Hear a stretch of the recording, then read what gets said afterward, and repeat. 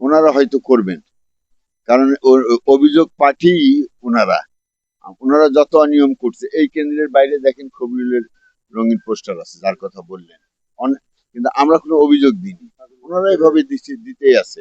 আর আপনার মিডিয়ার যুগে তো দেখছেন যে তারা কি করে, সারা দেশের মানুষ দেখছে।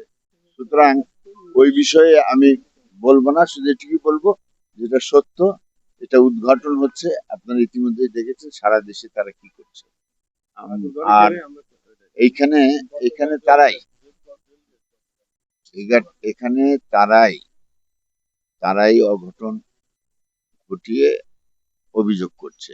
গতকাল রেলগেটে নির্বাচন পরশুদিন থেকে বন্ধ, গতকাল সন্ধ্যায় গেছে একটা পাড়ায় ঢুকতে, স্থানীয়রা নিষেধ করছে। আইন শৃঙ্খলা রক্ষাকারী বাহিনীর সামনে একজন বলছে থানা উড়িয়ে দিবে। বুঝেন বিষয়টা? হ্যাঁ, ইনশাল্লাহ এভাবে যদি নির্বাচন চলতে থাকে, ইনশাল্লাহ আল্লাহর রহমে জয় শতভাগ ইনশাল্লাহ।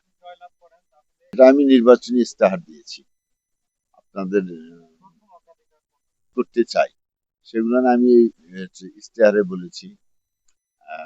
শিক্ষা ব্যবস্থা, স্বাস্থ্য ব্যবস্থা, যোগাযোগ ব্যবস্থা সবকিছুই বলছি, কৃষি ব্যবস্থা